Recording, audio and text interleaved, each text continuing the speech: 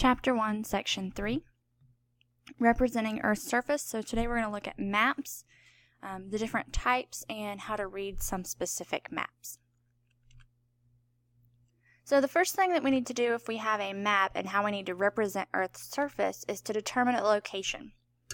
And the way we do that is by looking at longitude and latitude lines. And those are going to be measured in degrees from a central point. So longitude, think about those going long ways. It's lengthwise, okay? Those are the up and down, which is what you see here. And that is measured from the prime meridian, okay?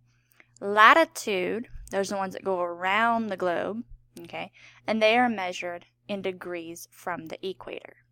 Okay, so together that makes up our coordinate system that we use for navigation. So what is latitude and longitude? Latitude is north or south of the equator. Okay, that's what it's measuring. It goes around the globe, but it measures in degree marks north or south of the equator. And longitude, it's longwise, but it's measuring east or west of the prime meridian. Okay. So longitude are the lines that go up and down. They're measuring from the prime meridian, east or west. And in the equator, these are the lines that go around the globe, and they're measuring north or south of the equator. Okay, so let's take a look at some maps. Every map that you have is going to have a distortion of some type. Well, it could be shape, it could be size, it could be distance, it could be direction. But every single map that's out there is distorted in some format. Okay.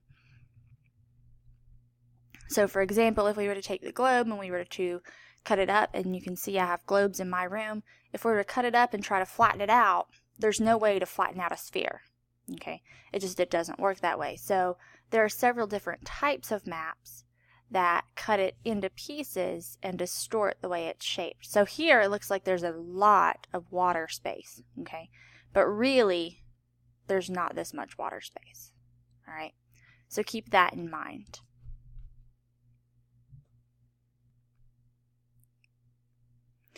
Now there are several different types of maps that you can use.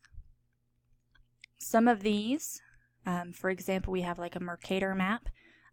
That's just taking a straight-on picture, so kind of similar to this. We have conic maps, which kind of are, it's a circular map similar to this one, but it's a projection straight down onto the surface of the Earth. And then we also have gnomonic, which is similar to a conic, but it also takes a circular projection similar to this one. The type of map that we're going to focus on the most is a topographic map, and it represents Earth's surface in 3 dimensions. And it does this by showing us elevation. It also will show us a distance, a direction, and angles for slopes. So here I have an image of a topographic map. You can see that with shadowing, this one kind of does look 3D. But aside from just like that, we have images like this where even though it's a flat surface, these lines represent different slopes and different elevations. Okay, and what those are used for in topographic mapping, they're contour lines, and those are your elevation, like I said.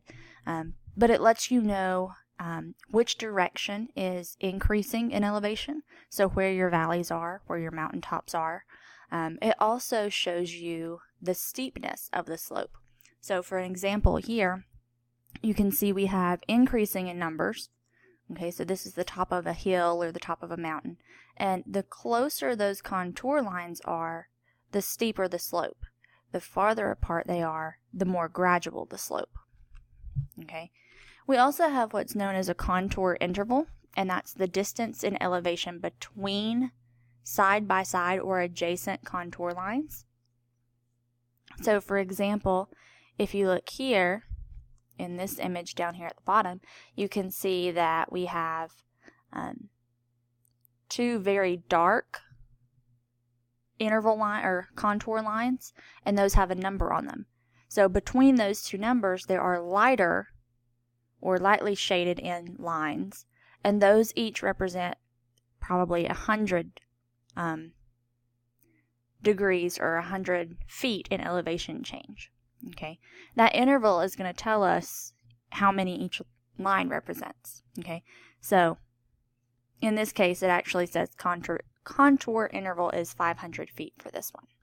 Okay, so right here, contour interval 500 feet, and this will be somewhere on your topographic map, and you'll look at that when we get to do topographic mapping, and we do an activity.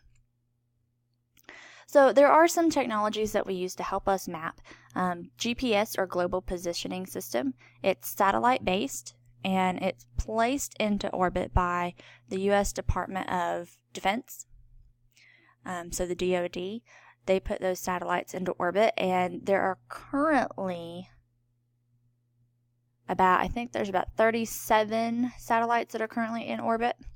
Of those, there are only about 24 of them that are currently active. So some of those are just up there and lying dormant, so they're not being used. They're just orbiting in case we need to use them. And then, of course, we only need 3 in order to actually locate something on the surface of the Earth.